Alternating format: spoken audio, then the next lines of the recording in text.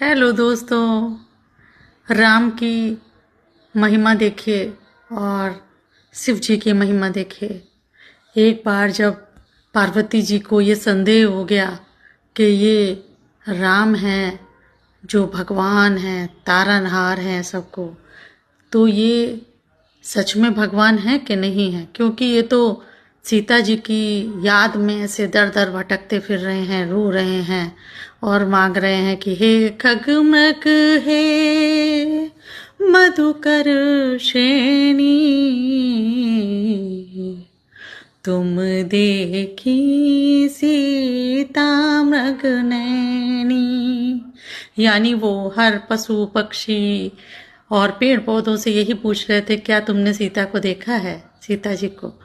तो ऐसे कैसे भटक सकते हैं। तो राम जी ने उन्होंने शंकर जी ने कहा पार्वती जी से कि संदेह मत करिए, ये स्वयं भगवान हैं, राम हैं। तो उन्होंने मानी नहीं बात उनकी और वो जाके उनकी परीक्षा ले ली। तो उन्होंने कहा बहुत सोच समझ के लीजिए, और अगर आप ऐसा कुछ करेंगी तो नुकसान हो सकता है।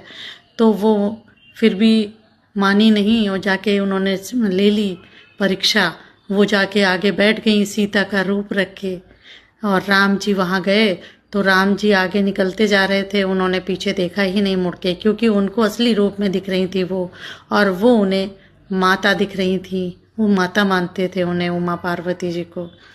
तो वो वापस चली आई फिर। तो शंकर जी ने कहा क्या हुआ, तो उन्होंने बताया नहीं। उन्होंने कहा कि अरे गलत हो गया, वो तो राम ही हैं उन्होंने। तो उन्होंने अपना त्याग कर दिया उनका, शिव जी ने पार्वती जी का, क्योंकि उन्होंने उनकी बात नहीं मानी और वो माता के रूप में सीता जी को देखते थे। और शिव जी ने पार्वती जी का त्याग इसलिए किया क्योंकि वो सीता जी का रूप रखकर राम जी के सामने बैठ गई थी, और सीता जी को जो शिव जी थे वो माता का दर्जा देते थे। तो उन्होंने कहा नहीं, अब मैं तुम्हें नहीं अपनी पत्नी के रूप में स्वीकारूंगा। तो फिर उमा पार्वती जी ने फिर बड़ी तपस्या की। फिर उन्होंने उन्हें खुश किया, मतलब पहले ही, और उनसे कहा कि मुझे वरदान। तो उन्होंने कहा ठीक है, तपस्या की फिर। तो उन्हें फिर दोबारा से उनसे मिलना हुआ शिव जी से। तो इस कहानी से हमको क्या प्रेरणा मिलती है, ये भी मुझे बताइएगा कमेंट बॉक्स में।